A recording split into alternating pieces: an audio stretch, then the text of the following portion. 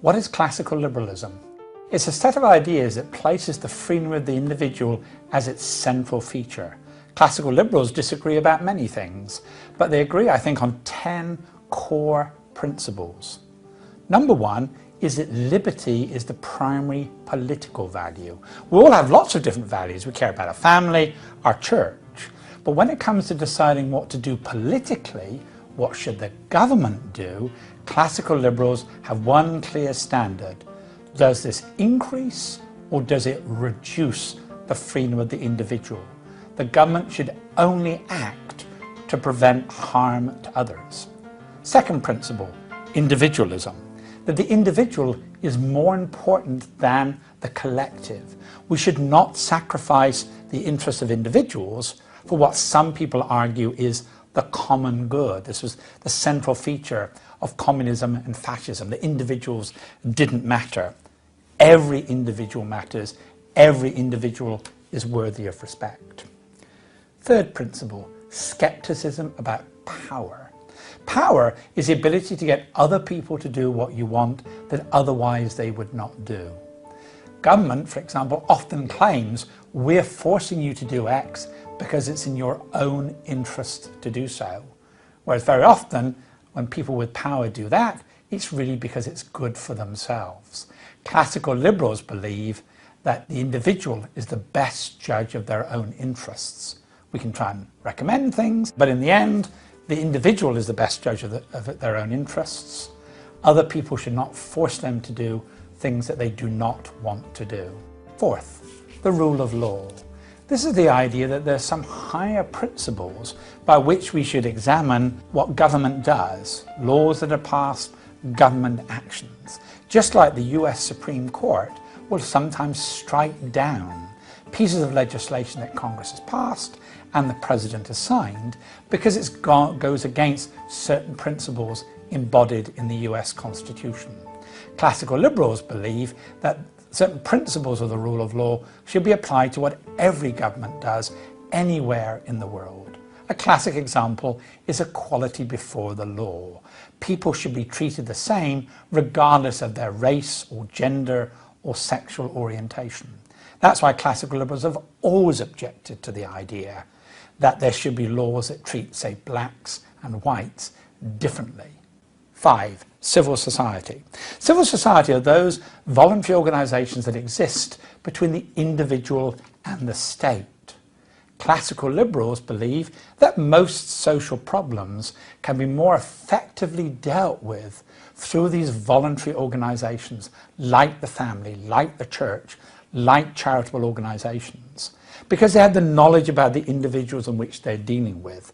Civil society is much more effective than government bureaucracies and inflexible rules that can't change depending on people's individual circumstances. So the civil society can do many of the things that we now look to for the welfare state to do.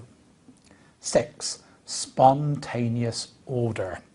Order, it means the existence of regularity and predictability in the world. When people are making decisions about what to do, they need to be able to predict what the results of making those decisions should be.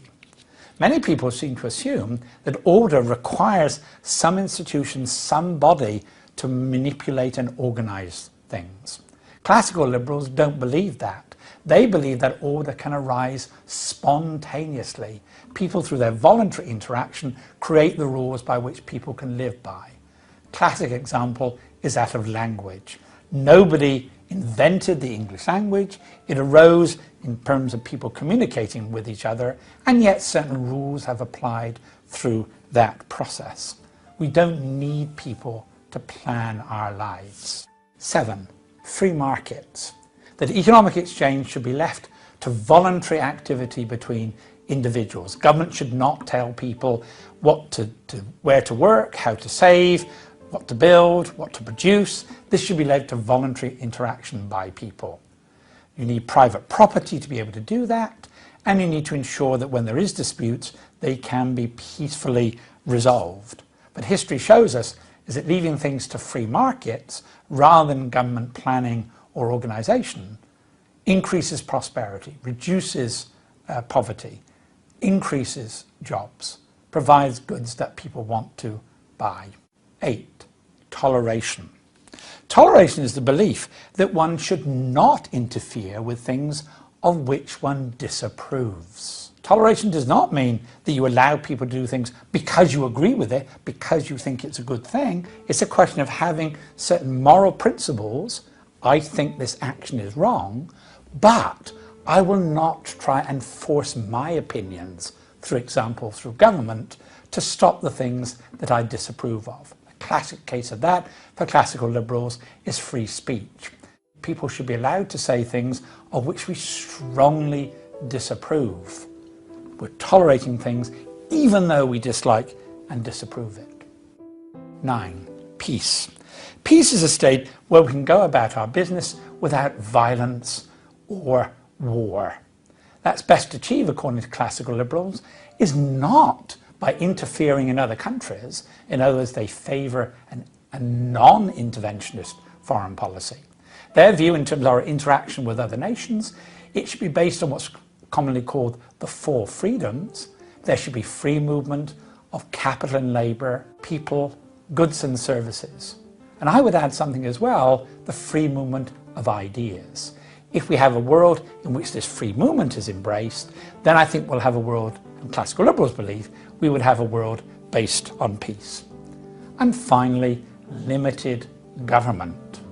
That there are very few things on which the government should do. The goal of the government is simply to protect a life, liberty and property. Anything beyond that is not justifiable. A strictly limited government.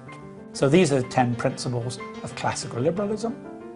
Are you a classical liberal?